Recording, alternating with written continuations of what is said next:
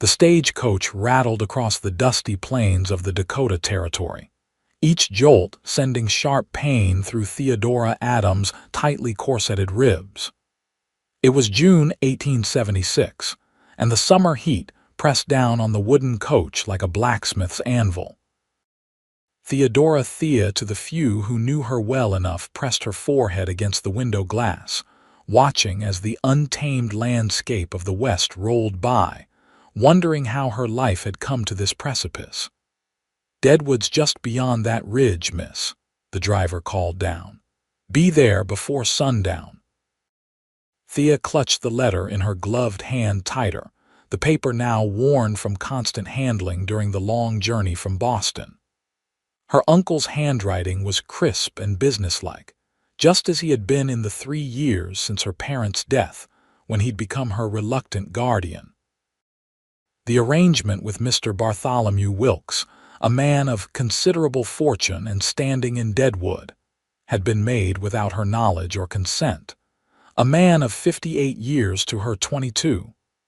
A favorable match, her uncle had called it when he'd handed her the stagecoach ticket. "You'll want for nothing. Except love," she thought bitterly. "Except choice." The stagecoach hit another rut, and Thea nearly tumbled from her seat. The elderly woman across from her, Mrs. Prescott, traveling to visit her son, gave her a sympathetic smile. "Almost there, dear." "My, you're looking quite pale. Are you feeling unwell?" "Just tired from the journey," Thea lied, forcing a smile. In truth, the closer they got to Deadwood, the more she felt like a condemned prisoner approaching the gallows.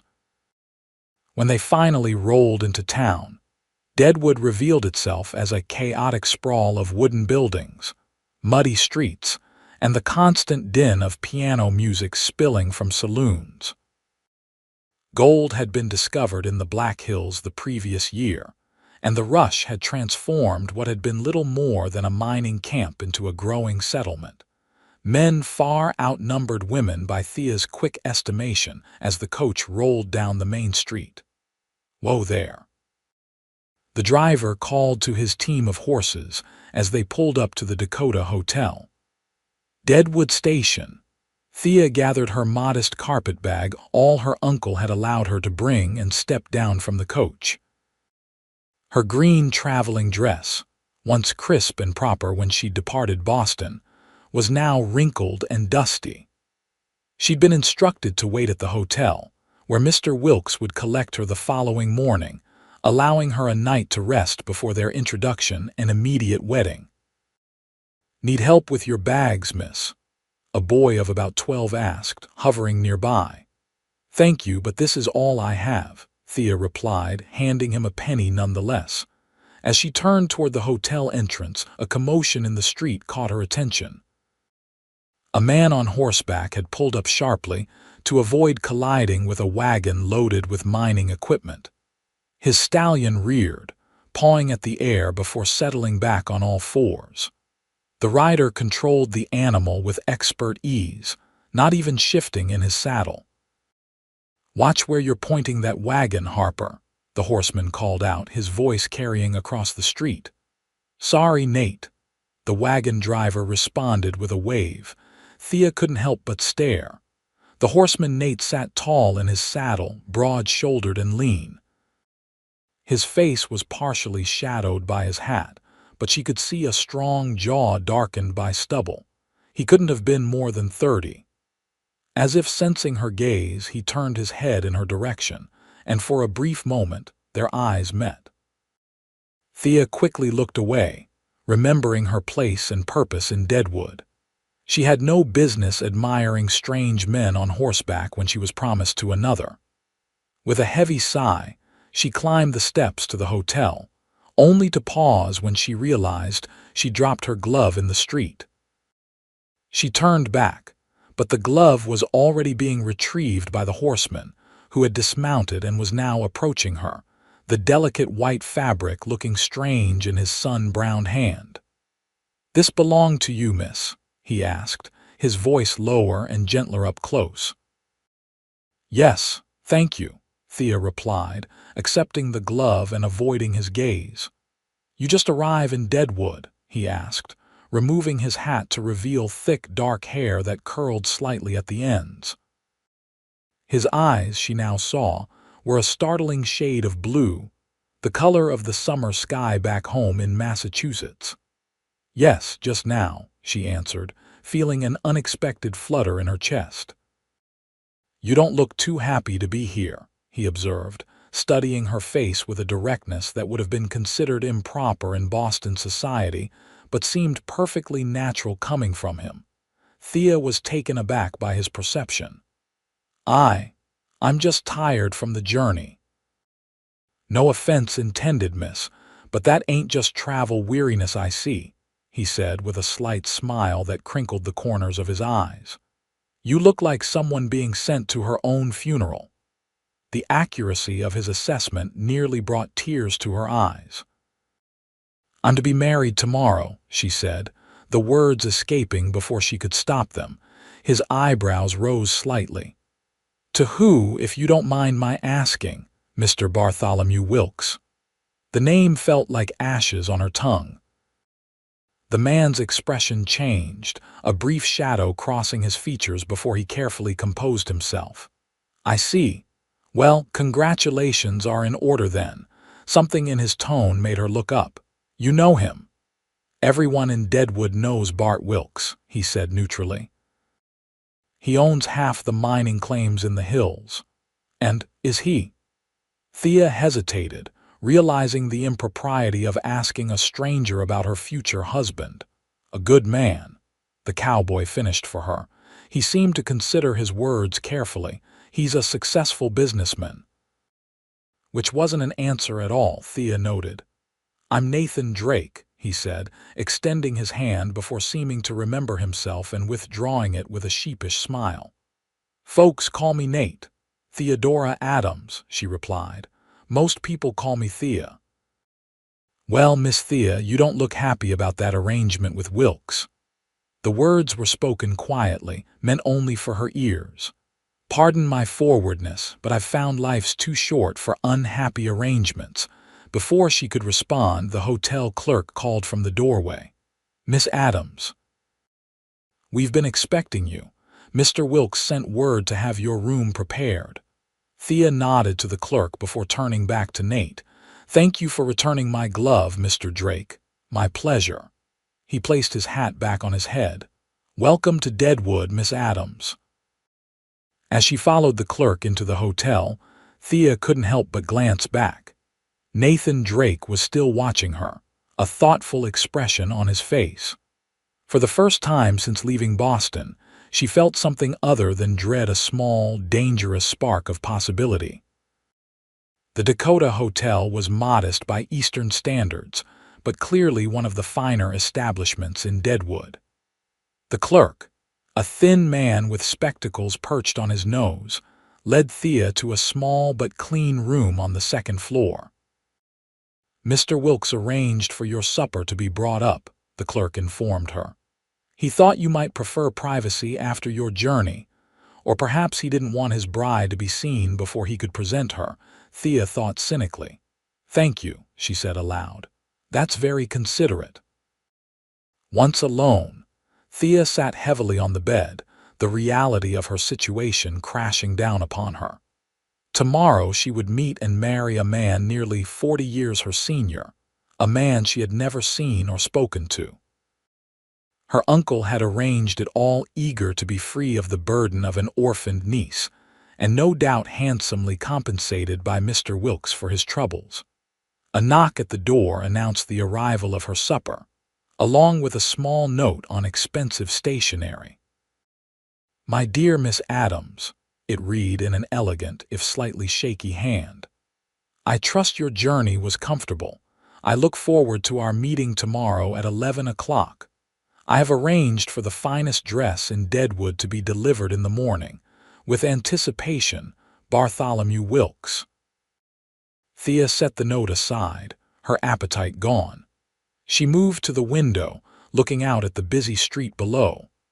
Night was falling, but Deadwood seemed to be coming alive rather than settling down.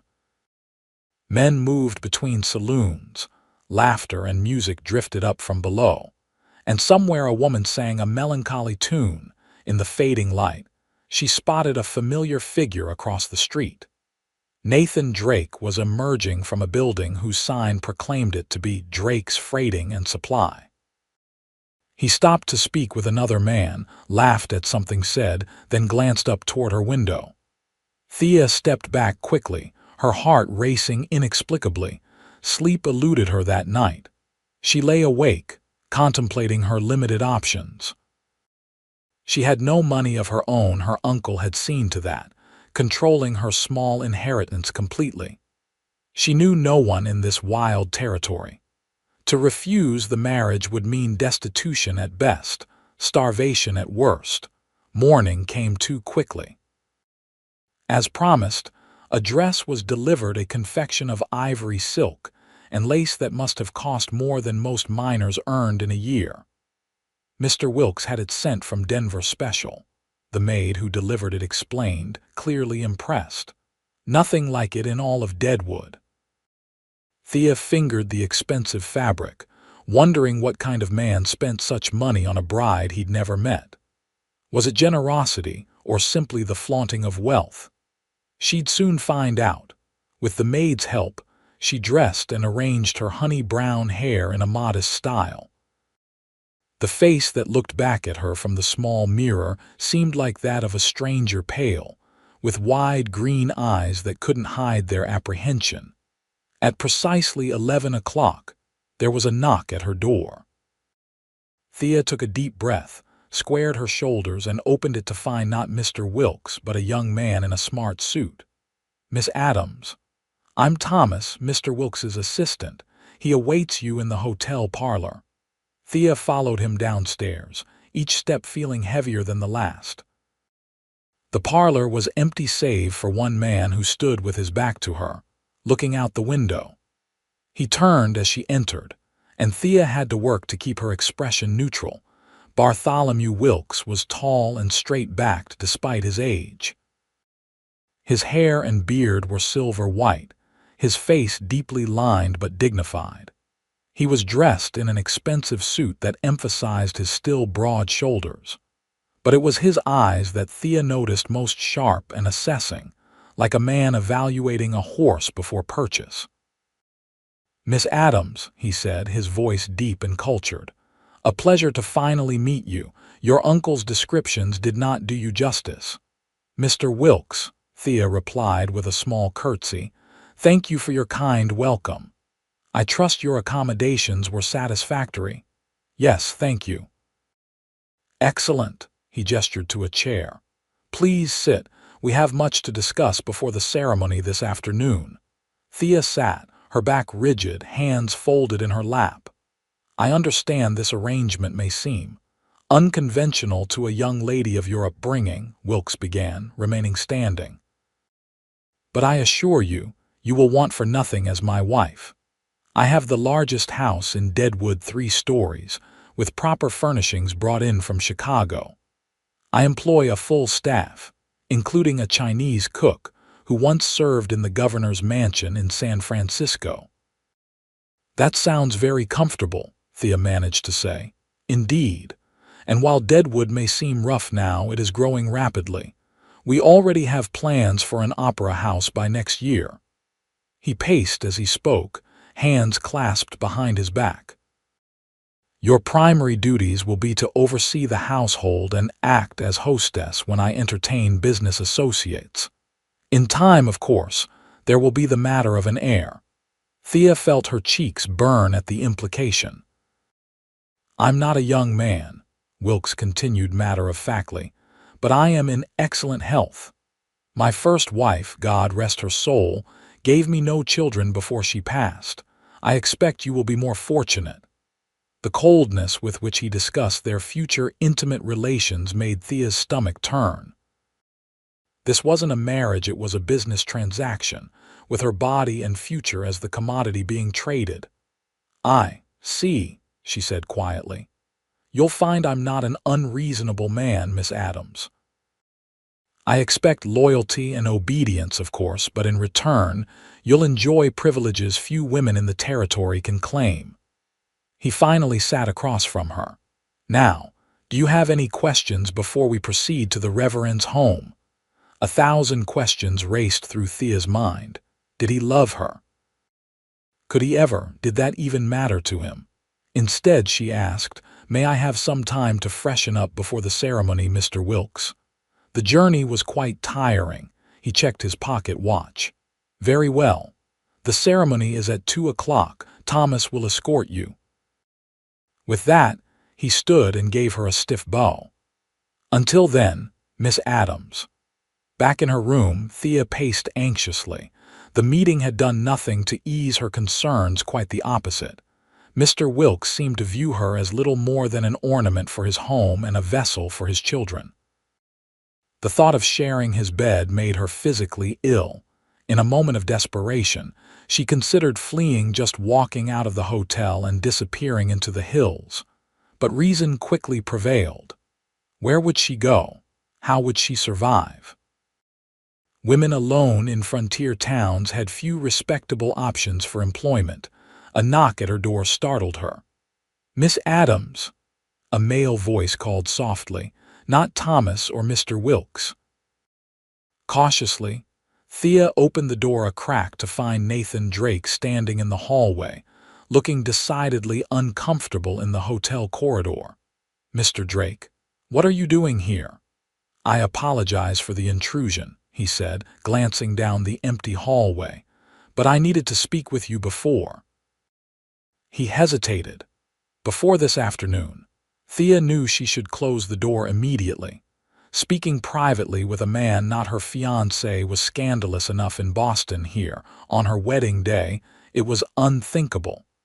Yet she found herself opening the door wider. "Come in quickly," she said, her heart racing at her own boldness. Once inside, Nathan removed his hat, running a hand through his dark hair. Up close, in the daylight filtering through her window, she could see the fine lines around his eyes, signs of a man who spent much of his life outdoors. "I shouldn't be here," he began, "and I know it's not my place to interfere, but I couldn't just." He took a deep breath. "Miss Adams, do you know what kind of man Bartholomew Wilkes is?" "He seems proper enough," Thea replied carefully. "Proper, maybe. He's certainly rich. But there's things you should know." Nathan's blue eyes were intense with concern. "His first wife didn't just pass away like he tells people. There were rumors, Mr. Drake," Thea interrupted, suddenly afraid of what he might say. "Why are you telling me this?" "Because yesterday, when I saw you step down from that stagecoach, I saw a woman headed for a cage, not a marriage." His voice softened. "And I couldn't stand by and say nothing." "What would you have me do?" Thea asked, her own voice barely above a whisper. "I have nowhere else to go, no means to support myself." "You could."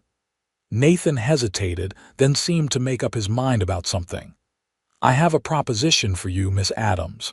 Not the kind you're thinking," he added quickly, seeing her expression. "I own the freighting business here in Deadwood. I deliver supplies to the mining camps, bring mail in and out of town. It's honest work and it pays well." "What does that have to do with me?" "I need someone to manage the office, keep the books. My previous clerk left for the gold fields last month, and I've been struggling to keep up with the paperwork while still making the runs." He paused. "The job comes with room and board above the office. It's small, but it's clean and safe." Thea stared at him in disbelief. "You're offering me employment. A woman you just met. I'm offering you a choice," he corrected. "One you didn't have before." "Why?" she asked, studying his face for any sign of deception. "Why would you do this for a stranger?" Nathan looked away for a moment. "Let's just say I've seen what happens to people trapped in arrangements they never wanted. It rarely ends well for anyone involved." Thea moved to the window, her mind racing. The offer was unexpected, almost miraculous, but also terrifying. To refuse Mr. Wilkes would create a scandal. Her uncle would disown her completely. She would be alone in this wild town, dependent on the kindness of a man she barely knew, and yet— "The ceremony is at 2 o'clock, she said softly. "My office is across from the hotel if you decide." Nathan placed his hat back on his head. "The offer stands until then." After he left, Thea sat on the edge of the bed, trembling slightly. For the first time since her parents' death, she had a real choice before her, a difficult, dangerous choice, but a choice nonetheless. At 1:30, Thomas knocked on her door to escort her to the ceremony. Thea opened it, still dressed in her traveling clothes rather than the wedding gown. "Miss Adams, aren't you ready? Mr. Wilkes is waiting." "I'm afraid I'm feeling unwell," she said, the lie coming easily to her lips. "Please inform Mr. Wilkes that I need to postpone the ceremony until tomorrow." Thomas looked alarmed. "He won't be pleased, miss. He has business associates coming for the wedding supper." "I understand, but I can hardly stand at the moment." She feigned a slight wobble. "Perhaps you could ask the hotel to send up some tea." "Of course, miss. I'll inform Mr. Wilkes immediately." Once Thomas departed, Thea moved quickly. She changed into her simplest dress, packed her few belongings in her carpet bag, and scribbled a brief note to Mr. Wilkes, apologizing for the deception but explaining that she could not in good conscience enter a marriage without affection. With her heart pounding so loudly she was sure it could be heard throughout the hotel, Thea slipped down the back stairs and out into the alley behind the building. She made her way around to the main street, keeping her head down as she crossed to Drake's Freighting and Supply. The bell above the door jingled as she entered. Nathan looked up from a ledger, surprise and then understanding crossing his face as he took in her traveling clothes and carpet bag. "You've made your decision," he stated simply. "I have," Thea confirmed, her voice steadier than she expected. "I accept your offer of employment, Mr. Drake." He nodded once, his expression unreadable. "You should know that this won't be easy. Wilkes isn't a man who takes kindly to being refused, and this town talks. I understand the risks. Then welcome to Drake's Freighting and Supply, Miss Adams." He extended his hand, and this time Thea took it without hesitation. His grip was warm and firm, calloused from work yet gentle with her fingers. "Let me show you to your quarters." As they climbed the narrow stairs to the rooms above the office, Thea felt a curious mixture of terror and exhilaration. For the first time in years, her future was entirely her own, uncertain, perhaps even dangerous, but hers to shape as she chose. And that, she decided, was worth whatever consequences might follow. The room above Drake's Freighting and Supply was indeed small, but as Nathan had promised, it was clean and comfortable. A narrow bed stood against one wall, a small writing desk beneath the window, and a washstand in the corner. A faded but cheerful quilt covered the bed, and curtains of simple muslin framed the window that overlooked the bustling main street of Deadwood. "It's not much compared to what Wilkes could offer," Nathan said, watching her reaction carefully. "It's perfect," Thea replied and meant it. The room might be modest, but it represented something priceless: independence. "The washroom is at the end of the hall," he explained. "You'll share it with Mrs. Gunderson. She rents the other room upstairs. She's a widow, works at the hotel laundry. Good woman, keeps to herself mostly." Thea set her carpet bag on the bed. "When would you like me to begin work?" "Tomorrow morning will be soon enough." Nathan leaned against the doorframe. "You should rest tonight. I imagine you've had quite a day already." As if on cue, the sound of raised voices came from the street below. Thea moved to the window to see Thomas, Mr. Wilkes's assistant, speaking with a storekeeper across the way, gesturing animatedly. "They're looking for you," Nathan observed, coming to stand beside her. "Won't take them long to check here." Thea felt a flutter of panic. "What will happen when they find me? Wilkes can't force you to marry him, Nathan assured her, but he can make things difficult. Are you sure about this, Miss Adams? There's still time to change your mind. She turned to face him, struck again by the intensity of his blue eyes. I'm certain, Mr. Drake. A loud knock on the door downstairs interrupted them. Nathan grimaced. That didn't take long. Stay here. I'll handle this. Thea remained by the window, listening to the muffled conversation below. Though she couldn't make out the exact words, the tone was clear enough. Demands from Thomas, followed by Nathan's calmer but firm responses. After several minutes, the bell at the door jingled again and silence fell. When Nathan returned, his expression was grim. Wilkes knows you're here. Thomas delivered a message. You're to return to the hotel immediately or face the consequences. What consequences could there possibly be? Thea asked, trying to sound braver than she felt. In a town like Deadwood, plenty. Nathan ran a hand through his hair. Wilkes owns the bank, has investments in most of the businesses here. He's not a man used to being denied what he wants. Are you suggesting I should go back? No, he said quickly. I'm just making sure you understand what you're up against. He hesitated. There's something else you should know. Wilkes's first wife, she didn't die of illness like he claims. The rumors say she took her own life after years of his controlling behavior. Thea sank onto the bed, the confirmation of her fears leaving her cold. You tried to tell me earlier. I didn't want to frighten you, but now that you've made your choice, you deserve to know the truth. Nathan's voice softened. For what it's worth, I think you've made the right decision, a brave one. Not brave, Thea corrected. Desperate, perhaps, but I couldn't.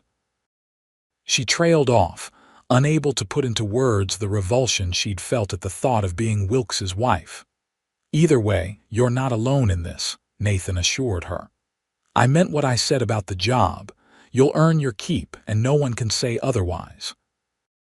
A second knock, louder and more insistent than the first, thundered from downstairs. That'll be Wilkes himself, Nathan said grimly. Stay here. Lock the door behind me. This time, Thea crept to the top of the stairs where she could hear the conversation more clearly. Where is she, Drake? Bartholomew Wilkes's cultured voice had an edge of cold fury that made Thea shiver. Miss Adams has accepted a position as my clerk, Nathan replied evenly. She's made her decision clear. This is absurd. The woman is my fiancée. We have an agreement. With her uncle, perhaps, not with her. I don't know what game you're playing, Drake, but it ends now. Wilkes's voice hardened further. That woman represents a significant investment. I paid good money to bring her here, bought her trousseau, arranged everything. People aren't investments, Wilkes. They're not property to be bought and sold. Don't lecture me on business, boy. You forget who holds the note on this building. There was a pause, and Thea held her breath. Is that a threat? Nathan asked quietly. Call it a reminder of reality. I want Miss Adams back at the hotel within the hour, or you'll find your little freighting operation without a home by the end of the week. The door slammed so hard that the building seemed to shake. Thea retreated to her room, closing and locking the door as Nathan had instructed. Her hands trembled as she sank onto the bed. She had known there would be consequences for her decision, but she hadn't expected them to fall on Nathan rather than herself. A gentle knock came at her door a few minutes later. Miss Adams, it's me. She opened the door to find Nathan looking troubled but resolute. I heard everything, she said before he could speak. He's threatening your business because of me. Don't worry about that, he said, though the tightness around his eyes betrayed his concern. But I am worried. I can't allow you to lose your livelihood on my account. You heard what kind of man he is, Nathan countered. Would you really go back to that?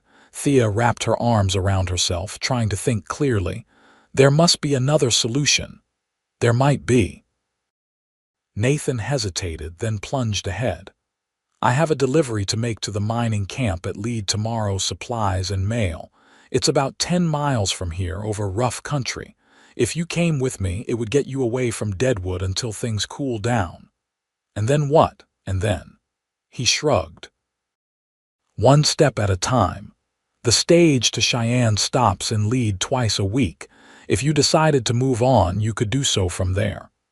Thea considered the offer. It would give her time to think, to plan her next move. And the thought of remaining in Deadwood with Wilkes searching for her was unsettling at best. All right, she agreed. When do we leave? First light tomorrow. Pack only what you need, the trail's too rough for anything but essentials. That night, Thea slept fitfully, waking at every creak and footstep from the street below. Despite her exhaustion, her mind raced with doubts and questions. Had she made a terrible mistake? Would Wilkes make good on his threat to Nathan? And what awaited her in Lead or beyond? Before dawn, a soft knock roused her from a shallow sleep. She dressed quickly in her simplest gown, then reconsidered and changed into the clothes she'd found laid out for her, a split riding skirt and sturdy blouse that must have belonged to Nathan's former clerk. Practical attire for the journey ahead. Nathan was waiting for her downstairs, loading the last of the supplies into a wagon. He wore his trail clothes, denim trousers, a chambray shirt, and a leather vest with a pistol holstered at his hip. "Ready?"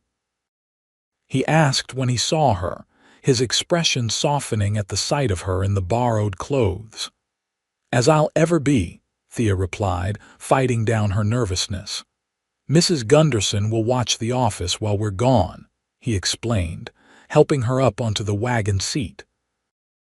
"I've told her we're making a delivery run to Lead, nothing more." "Thank you," Thea said softly, "for all of this." Nathan just nodded, then clicked to the team of horses, and they set off down the still dark street, away from the Dakota Hotel, away from Bartholomew Wilkes, and into an uncertain future that somehow felt more hopeful than the one that had awaited her just a day before. The road to Lead, if it could be called a road at all, wound through the densely forested hills outside of Deadwood. The wagon jolted and swayed over the rough terrain, forcing Thea to grip the seat to keep from being thrown off. Dawn was breaking over the eastern horizon, painting the sky in streaks of pink and gold that filtered through the pine trees. "Sorry about the rough ride," Nathan said after a particularly jarring bump. Trails washed out in places from the spring rains. "It's quite all right," Thea assured him, though her knuckles were white from holding on. "I've never seen country so wild before." "The Black Hills are something special," he agreed, his expression softening as he looked at the landscape around them. "First time I saw them, I knew I'd found home." "How long have you been in Dakota Territory?" "Going on 5 years now." He guided the horses around a fallen tree. "Came out after the war, looking for something new. Tried my hand at prospecting for a while, but turned out I was better at hauling supplies than finding gold." "The war." Thea glanced at him with new understanding. He would have been just a boy when the Civil War began, but old enough to fight by its end. Nathan nodded, his eyes fixed on the trail ahead. "Enlisted in '64 when I was 17. Served with the Michigan Volunteers until Appomattox." He didn't elaborate, and something in his manner told Thea not to press for more. "And your family?" she asked instead. "Lost my pa in '62 at Antietam. Ma passed while I was serving, no siblings." He said it matter-of-factly without self-pity. "What about you?" "Besides the uncle who shipped you out here." Thea explained about her parents, her father, a professor of literature at Harvard. Her mother, a gentlewoman who had taught Thea to play piano and speak French. Both had died in a ferry accident 3 years earlier, leaving her in the care of her father's brother. "He never wanted the responsibility," she concluded. "I was just another mouth to feed, a burden on his household." When Mr. Wilkes wrote asking for a wife, my uncle saw an opportunity to be rid of me. Some people don't deserve to be called family, Nathan said quietly. They fell into companionable silence as the wagon climbed higher into the hills. Occasionally, Nathan would point out a landmark or share a brief story about his deliveries to the various mining camps scattered throughout the area. Thea found herself relaxing despite the circumstances, drawn to his easy manner and evident knowledge of the territory. Around midday, they stopped beside a clear stream to rest the horses and eat a simple meal of jerky, biscuits, and coffee that Nathan prepared over a small fire. "We're making good time," he told her as they sat on a fallen log, eating. "Should reach lead by late afternoon." "And then?" Thea asked, voicing the question that had been on her mind all morning. Nathan stared into his coffee cup. "That depends on you. The stage to Cheyenne leaves tomorrow morning if that's what you're thinking." "I don't know what I'm thinking," she admitted. "Everything's happened so quickly. Yesterday morning I was resigned to marrying Mr. Wilkes, and now you're on the run with a man you barely know, heading to a mining camp even rougher than Deadwood," he finished with a wry smile. "Not exactly what a Boston lady expects from life, I'd wager." Despite everything, Thea found herself smiling back. "No, certainly not. But then, I've never been a typical Boston lady." Nathan's eyes met hers, and something passed between them, a moment of understanding, perhaps, or the beginning of something deeper. Then he cleared his throat and stood. "We should get moving. Still have a few hours on the trail ahead of us." As they continued their journey, the terrain grew steeper and the forest thicker. Nathan explained that they were following an old game trail that cut through to lead faster than the main road, though it was more challenging for the wagon. "Only locals know this route," he told her. "Anyone following would take the main road." "You think someone is following?" Thea asked, alarmed by the implication. "Just being cautious," he replied, though his eyes scanned the trees more frequently now. "Wilkes isn't a man who gives up easily." They were descending a particularly steep section of trail when the crack of a rifle shot echoed through the trees.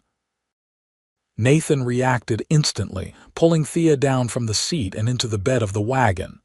"Stay down," he ordered, drawing his pistol as another shot splintered the wood near their heads. "What's happening?" Thea gasped, heart pounding in her chest. "Ambush," Nathan said grimly. "Could be road agents, or Wilkes's men." He peered carefully over the side of the wagon, then ducked back as another shot rang out. "Two of them, I think, up on that ridge." He gestured with his pistol toward a rocky outcropping about 100 yards up the hillside. The horses danced nervously, threatening to bolt with the wagon. Nathan kept a tight grip on the reins with one hand, his pistol ready in the other. "I need to get the horses moving before they panic," he said. "When I say go, I want you to keep your head down and hold on tight. Understand?" Thea nodded, too frightened to speak. "Go," Nathan shouted, snapping the reins and firing 2 shots toward the ridge to provide cover. The wagon lurched forward, gaining speed as it continued down the steep incline. Thea clung to the side, her knuckles white as the vehicle bounced violently over rocks and ruts. More shots followed them, but the increasing distance and the cover of trees made accurate aim impossible for their attackers. When they finally reached the bottom of the hill and rounded a bend that put solid rock between them and their pursuers, Nathan slowed the horses to a stop, breathing hard. "Are you hurt?" he asked Thea, his eyes scanning her for injuries. "No," she managed, though her hands were trembling uncontrollably. "Are you?" "I'm fine." He holstered his pistol and took the reins properly in both hands. "We need to keep moving. They might try to catch up." "Who were they?" "Don't know for certain," Nathan replied, urging the horses back into motion. "But the timing's suspicious. Not many know I was heading to lead today." "Wilkes," Thea whispered, the reality of the situation hitting her anew. "He sent men to stop us, possibly?" Nathan's jaw tightened. "Or to bring you back. And you, what would they have done to you?"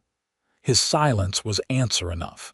They pushed on through the afternoon, taking a different route than Nathan had originally planned, a longer way around that added nearly 2 hours to their journey but kept them off the main trails.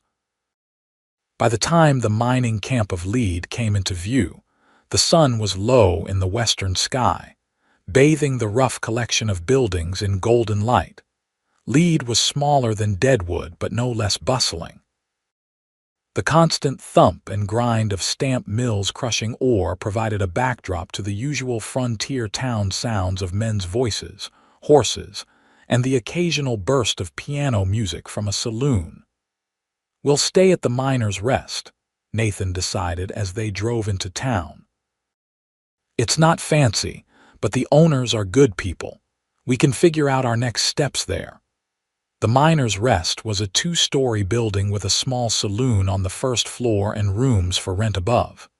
The owner, a burly man with a thick beard named Frank Holloway, greeted Nathan like an old friend. "Drake wasn't expecting you till tomorrow." He pumped Nathan's hand enthusiastically before turning curious eyes on Thea.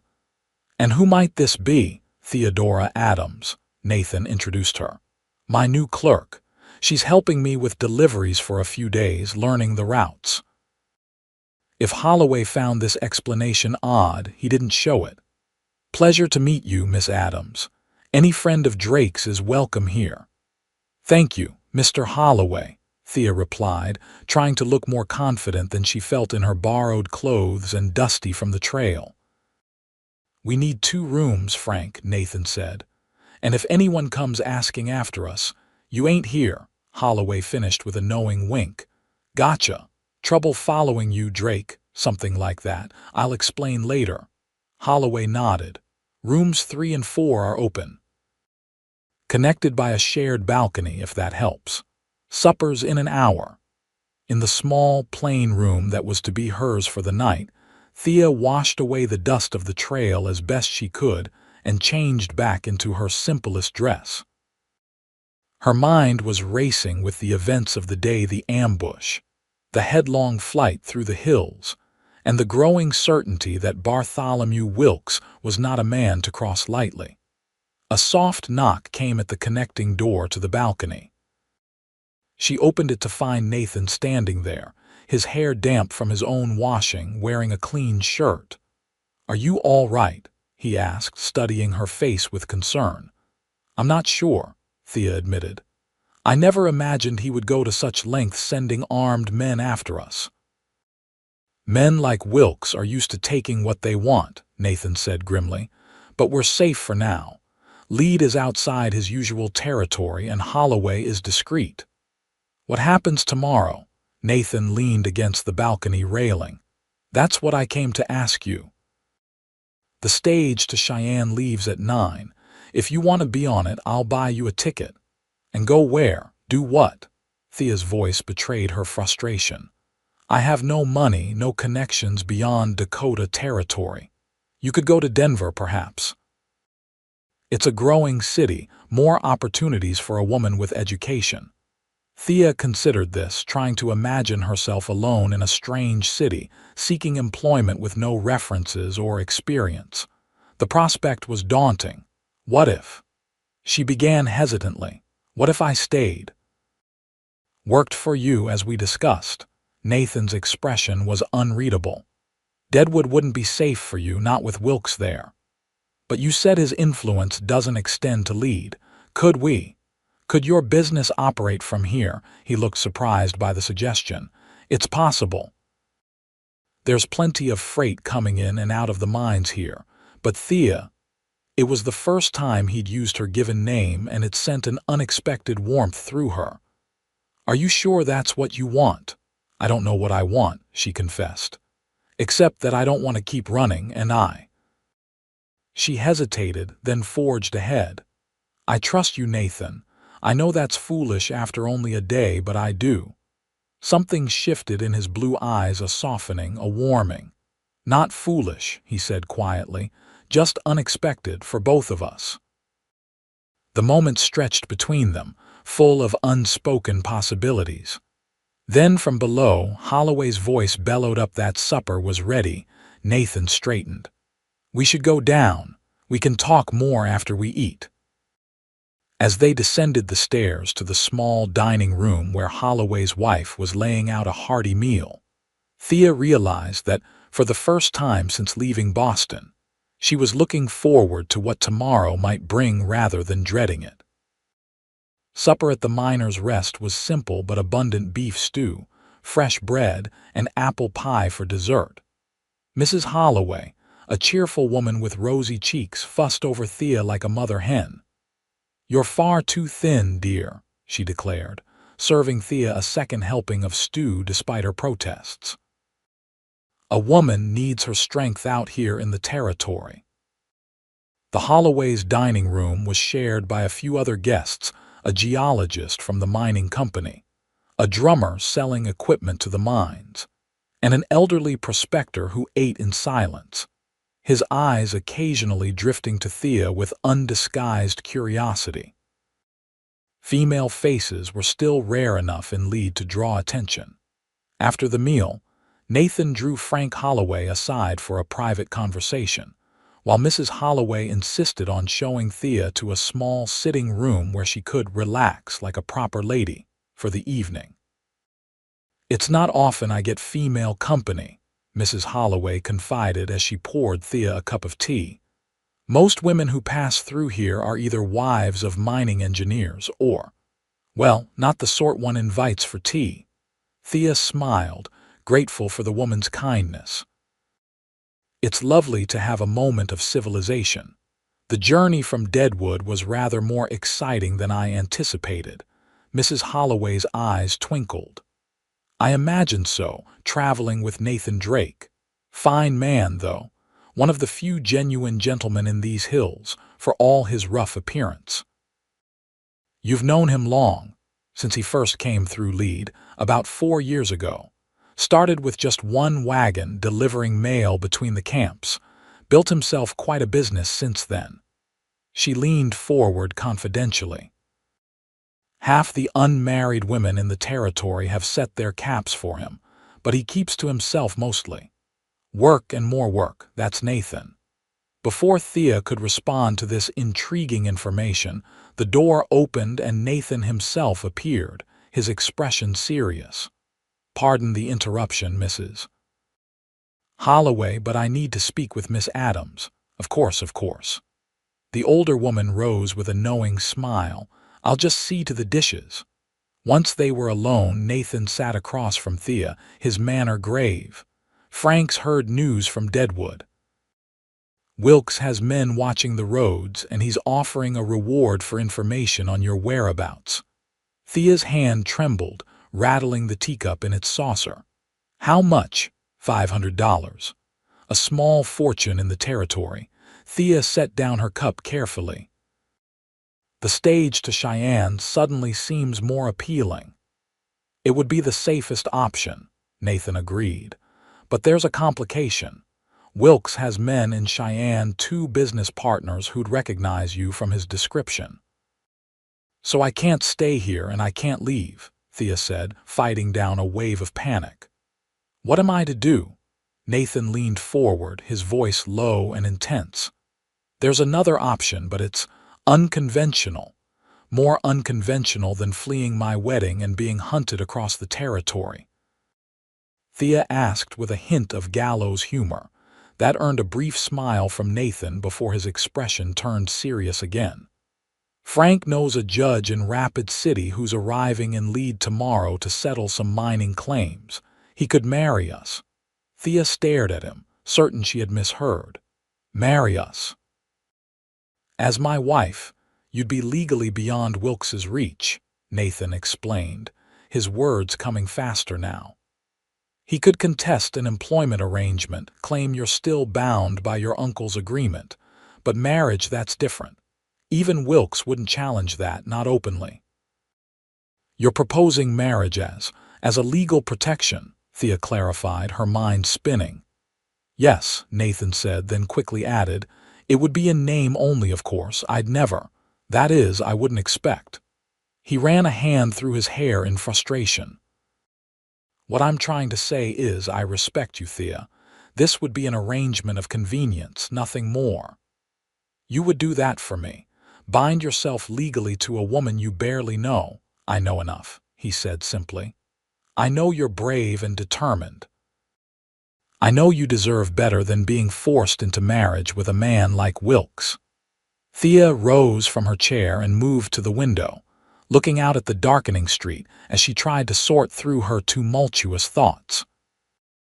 Marriage to Nathan would solve her immediate problem, but it would create new complications. What if she wanted to leave Dakota Territory eventually? What if he met someone he truly wished to marry, and yet? There was something about Nathan Drake that called to her, something in his steady blue gaze and quiet strength that made her wonder if an arrangement of convenience might, in time, become something more. If I agreed, she said slowly, turning back to face him, what would happen afterward? Would I still work for you? Where would we live? You'd still manage the books if you wanted to, he replied. As for living arrangements, I have a small house outside Deadwood. It's nothing grand, but it's private with enough room that you'd have your own space. Or if you preferred to stay and lead, we could find a place here. And in the future, if either of us wished to, move on. Nathan's expression was solemn. Then we'd seek a divorce with no ill feelings. Your freedom would always be yours, Thea. That's the whole point of what I'm offering. Thea took a deep breath, weighing her limited options. Return to Wilkes. Impossible. Flee to another city with no resources. Dangerous at best. Continue running and hiding. Exhausting and ultimately futile. When would this marriage take place? She asked at last. Tomorrow afternoon, after the judge concludes his other business. Frank's already spoken to him. The swiftness of it all was dizzying. And you're certain this is what you want to do? Nathan rose and came to stand before her, his gaze direct and unflinching. I'm certain I want to help you. Beyond that, he shrugged slightly. Life out here has taught me to take things as they come, day by day.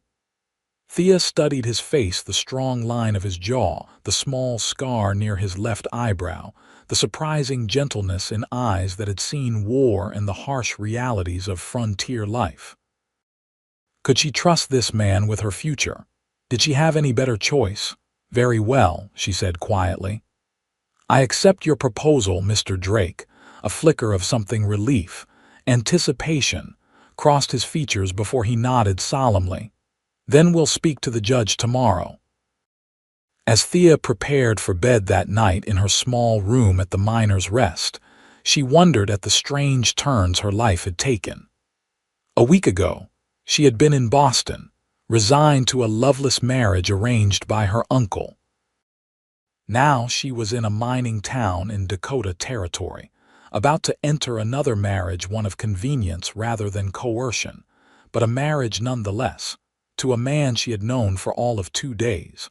Was she making another mistake? Or was this the first true choice she had made for herself in years? Sleep eluded her as she turned these questions over in her mind. From the connecting balcony, she could hear Nathan moving about in his own room, his footsteps occasionally pausing as if he too were restless with the weight of their decision. Morning came with a clarity that surprised Thea. Whatever doubts had plagued her during the night had resolved into a calm determination. This marriage to Nathan was a practical solution to an immediate problem. It need not be more than that, but it was a choice she was making freely, and that made all the difference. She dressed in her green traveling dress, the best she had with her, and arranged her hair as neatly as possible with the limited resources available. Mrs. Holloway knocked at her door around 9 o'clock, bearing a simple breakfast tray and, to Thea's surprise, a small bouquet of wildflowers. Thought you might want these, dear, the older woman said with a warm smile. A bride should have flowers even for a hasty ceremony. So Nathan had told her of their plans. "Thank you," Thea said, accepting both the tray and the flowers. "It's very kind of you." Mrs. Holloway patted her hand. "Marriage is a serious business, especially out here where life can be hard. But I've known Nathan Drake for years, and you could do far worse for a husband. It's not a traditional marriage," Thea felt compelled to explain. "More of an arrangement for mutual benefit." "Most marriages start that way," Mrs. Holloway replied with surprising wisdom. "The feeling comes later if you're lucky and work at it." With that cryptic statement, she left Thea to her breakfast and thoughts. The judge, a stern-faced man named Wilson, who nonetheless had kind eyes, arrived in Lead shortly after noon. He conducted his mining claim business in the town hall, then came to the Miners' Rest, where Nathan and Thea waited in the small sitting room, now arranged for a wedding ceremony with Frank and Mrs. Holloway as witnesses. "Mr. Holloway has explained your situation," Judge Wilson told them after introductions were made. "While I don't usually condone hasty marriages, I understand the circumstances are pressing." "Yes, Your Honor," Nathan replied respectfully. The judge turned to Thea. "Miss Adams, are you entering into this marriage of your own free will? No one is coercing you." "No one is coercing me," Thea confirmed, meeting his gaze steadily. "This is my choice." Judge Wilson studied her for a moment longer, then nodded, apparently satisfied. "Very well, let's proceed." The ceremony itself was brief and simple. They stood before the judge, Nathan in his best shirt and vest, Thea in her green dress with Mrs. Holloway's wildflowers clutched in her hands. They exchanged the traditional vows, promising to love, honor, and cherish, words that seemed both hollow and weighty given the circumstances of their arrangement. When it came time for the ring, Nathan surprised Thea by producing a simple gold band. "It was my mother's," he explained quietly as he slipped it onto her finger. "It was slightly too large, but it would serve. By the authority vested in me by the territory of Dakota, I now pronounce you husband and wife," Judge Wilson declared. "You may kiss your bride, Mr. Drake." A momentary awkwardness fell between them. They hadn't discussed this part of the ceremony. Then Nathan leaned forward and placed a gentle, chaste kiss on Thea's lips, brief but curiously affecting, sending an unexpected warmth through her. "Congratulations," Frank Holloway boomed, breaking the moment. Mrs. Holloway wiped a tear from her eye, and even Judge Wilson unbent enough to offer a smile. "The marriage certificate will be filed with the territorial office," he told them as he gathered his papers. "It becomes official immediately." And just like that, Theodora Adams became Theodora Drake. Mrs. Holloway had prepared a small wedding supper, complete with a cake she must have been baking since early morning. They ate in the dining room, the atmosphere oddly festive despite the pragmatic nature of the union being celebrated. "What happens now?" Thea asked Nathan quietly while the Holloways were occupied with serving dessert. "We'll stay here tonight," he replied. "Tomorrow I need to complete my deliveries in Lead. Then we can decide return to Deadwood and face Wilkes directly, or establish a new base of operations here in Lead. Wouldn't it be safer to stay away from Deadwood entirely? Perhaps, but running forever isn't practical. Sooner or later we'll have to deal with Wilkes." Nathan's expression hardened. "I won't let him threaten us indefinitely."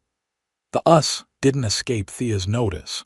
In the space of a day they had become a unit, their futures now intertwined by more than just an employment arrangement. After supper, they retired to their separate rooms, the awkwardness of their new situation palpable as they bid each other good night in the hallway. "Sleep well, Mrs. Drake," Nathan said formally. "And you, Mr. Drake," Thea replied, the new name strange on her tongue. Alone in her room, Thea removed her mother's wedding ring from her finger, the only piece of jewelry she had brought from Boston, and placed it alongside Nathan's mother's ring on the small bedside table. Two rings, two marriages, one that never happened, and one that existed only on paper. The symbolism wasn't lost on her. She was just preparing for bed when a knock came at her door. Opening it, she found Nathan standing there, his expression troubled. "I just received word from a freighter who arrived from Deadwood," he said without preamble. "Wilkes knows we're in lead. His men will be here by tomorrow morning." Thea's heart sank. How did he find out? Someone at the stage office must have talked. $500 is a powerful motivator. Nathan ran a hand through his hair. "We need to leave before dawn." "Where will we go?" "My cabin. It's about 15 miles outside of Deadwood, off the main trails. Few people know of its existence, and those who do aren't likely to tell Wilkes." Thea nodded, a weariness settling over her at the thought of more travel, more running. "I'll be ready." Nathan hesitated, then said in a softer voice, "I'm sorry, Thea. I promised to protect you, and so far I've just led you from one danger to another." "Don't apologize," she said firmly.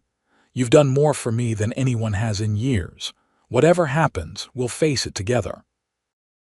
A look passed between them, something deeper than the polite distance they had maintained since their hasty marriage.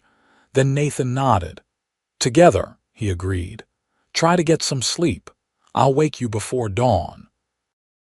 They left Lead in the gray hours before sunrise, taking a different wagon and team borrowed from Frank Holloway to avoid recognition. Nathan had plotted a roundabout route to his cabin, avoiding the main roads where Wilkes's men might be watching. "It'll take most of the day," he warned Thea as they set out.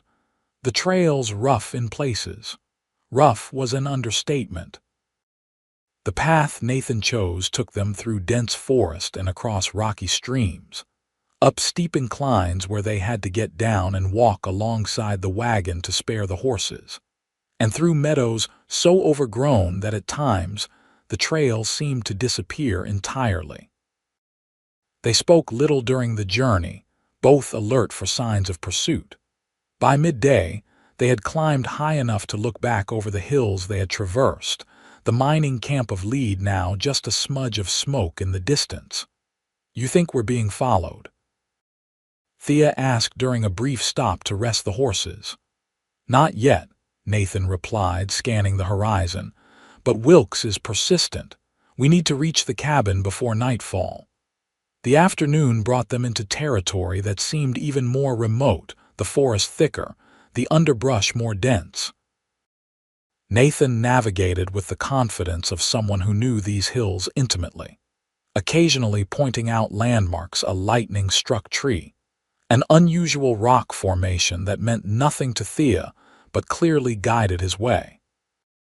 As the sun began its descent toward the western horizon, the forest opened up to reveal a small clearing.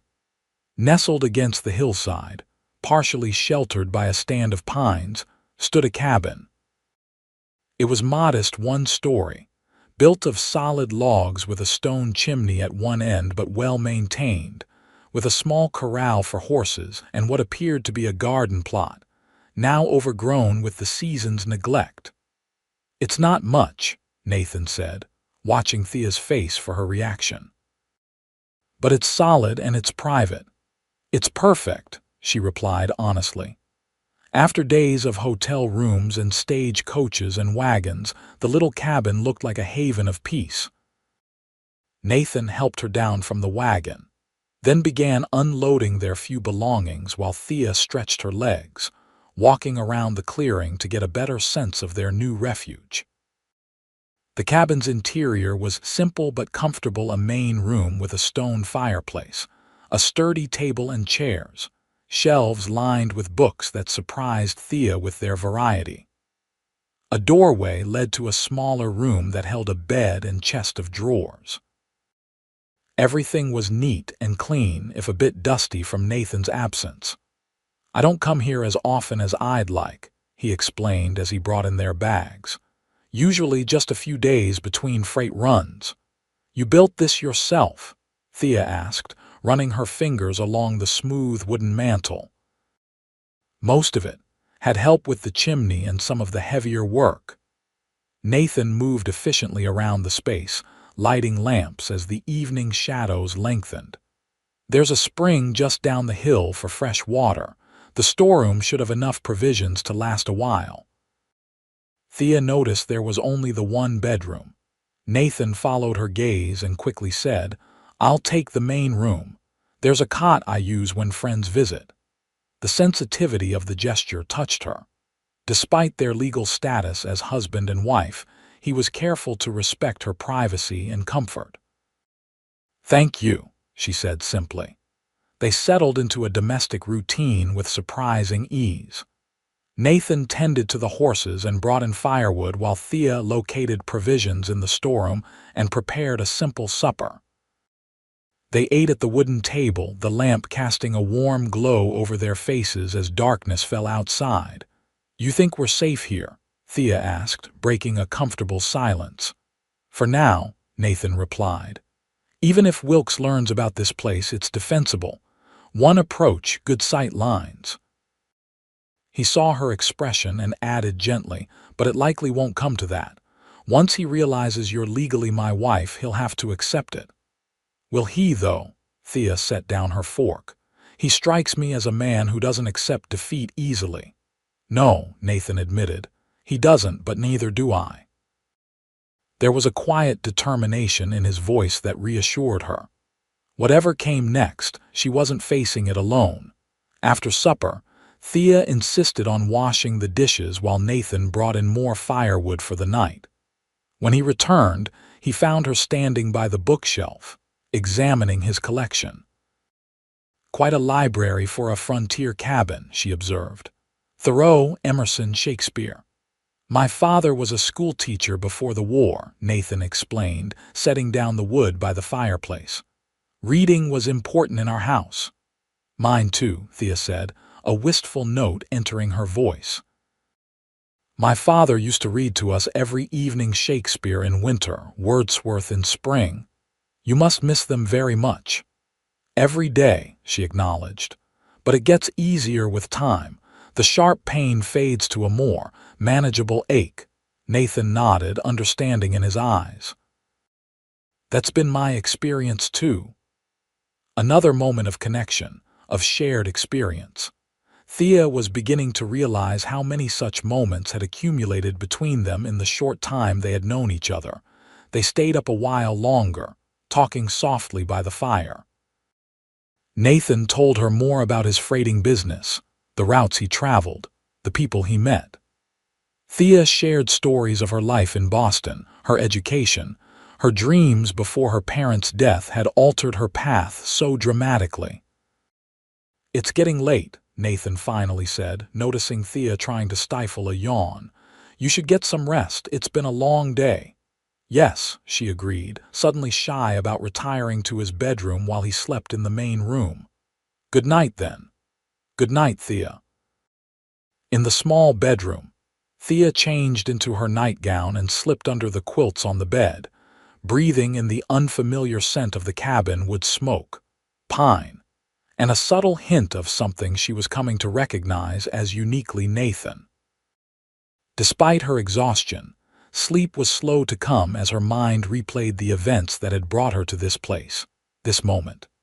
A week ago, she had been preparing to marry a stranger, a man old enough to be her father, chosen for her without regard for her feelings. Now she was married to a different stranger, a man closer to her own age who had risked his business and possibly his life to help her escape a fate she feared.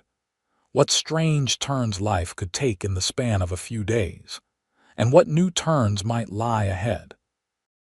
With that thought drifting through her mind, Thea finally surrendered to sleep. Days at the cabin fell into a peaceful rhythm. Nathan spent the mornings tending to necessary chores, repairing a loose shingle on the roof, mending the corral fence, ensuring their security. Thea took charge of the domestic sphere, cleaning the cabin's interior, preparing meals from the stored provisions, and even discovering an old journal where she began keeping track of their supplies, the bookkeeper in her unable to remain idle. They were cautious about venturing far from the cabin, aware that Wilkes's men might still be searching the hills. Nathan occasionally scouted the surrounding area, always returning before dark with reports that showed no signs of pursuit. "He can't keep men in the field indefinitely," Nathan reasoned during supper on their fourth evening at the cabin. "Sooner or later, he'll have to accept that you're beyond his reach." "I hope you're right," Thea replied, though she couldn't quite shake the feeling that Bartholomew Wilkes was not a man who accepted defeat easily. As days turned into a week, they grew more comfortable with each other. The initial awkwardness of their arrangement gave way to a genuine companionship. They discovered shared interests, books, music, a dry sense of humor that surfaced in their conversations. Nathan taught Thea to build a proper fire, while she impressed him with her knowledge of astronomy, pointing out constellations from the cabin's doorway on clear nights. Yet beneath this growing friendship, Thea sensed something else developing, an awareness that manifested in stolen glances, in the brush of hands when passing a plate or cup, in conversations that lingered late into the evening. More than once, she caught Nathan watching her with an expression that made her heart beat faster, only to have him quickly look away when she met his gaze. Their marriage might have begun as an arrangement of convenience, but Thea was beginning to wonder if it might become something more. The question was whether Nathan felt the same, or if she was simply projecting her own growing feelings onto their situation. On the 10th day at the cabin, Nathan announced that he needed to make a trip into the nearest settlement, a small trading post about 5 miles distant. "We're running low on coffee and flour," he explained, "and I want to see if there's any news about Wilkes. Will you be all right here alone for a few hours?" "I'll be fine," Thea assured him, though the thought of being alone in the remote cabin was slightly unnerving. "Just be careful." "Always am," he replied with a smile that didn't quite reach his eyes. After Nathan departed, Thea busied herself with chores to keep her mind occupied. She was in the garden plot, clearing weeds and planning what might be planted come spring, when she heard the sound of approaching horses, more than one, by the cadence of hoofbeats. Her first thought was that Nathan had returned with company, but something instinct, perhaps, told her otherwise. Moving quickly but quietly, she retreated to the cabin, closing and barring the door behind her. Through the window, she watched as 3 riders emerged from the trees into the clearing. She recognized none of them, but their manner alert, weapons ready, spreading out to approach the cabin from different angles marked them clearly as Wilkes's men. How they had found the cabin, she couldn't guess, but they were here now, and Nathan was miles away. Thea's heart pounded in her chest as she considered her options. The cabin had no back door, only the windows, which were too small for a grown person to climb through.